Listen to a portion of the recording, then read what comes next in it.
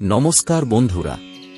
শান্তি ও অহিংসার প্রতীক গৌতম বুদ্ধের জন্ম, বোধিলাভ এবং মহাপরিনির্বাণ, এই তিন স্মৃতি বিজড়িত দিন হল বুদ্ধ পূর্ণিমা।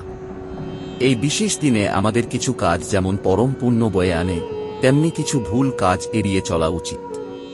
আজকের ভিডিওতে আমরা জানব বুদ্ধ পূর্ণিমার সেই করণীয় এবং বর্জনীয় দিকগুলো নিয়ে।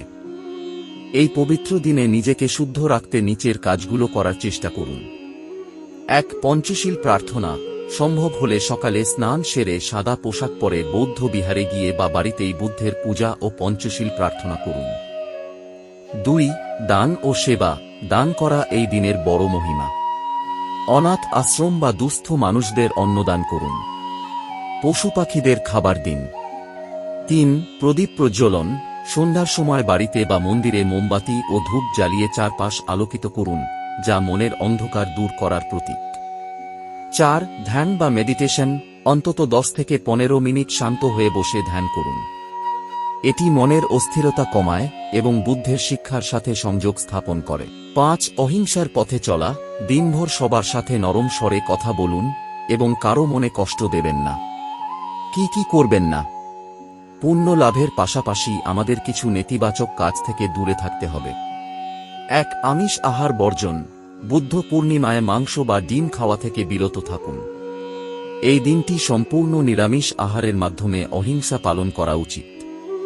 ২. হিংসা ও ক্রোধ। মনের মধ্যে কারো প্রতি ঘৃণা বা রাগ পুষে রাখবেন না। ঝগড়া বিবাদ থেকে দূরে থাকুন। ৩. নেশাদ্রব্য পরিহার। কোনো ধরনের নেশাজাতীয় দ্রব্য বা অ্যালকোহল গ্রহণ করবেন না।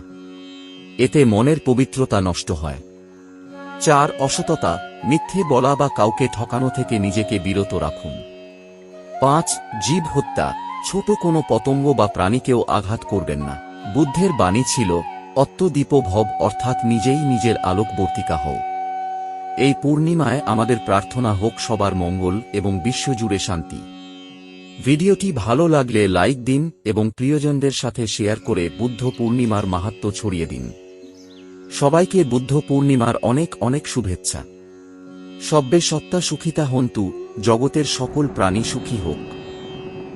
আর এরকম ভক্তিমূলক ভিডিও পাওয়ার জন্য এই চ্যানেলটা সাবস্ক্রাইব করে পাশে থাকা বেল আইকন প্রেস করে দিবেন।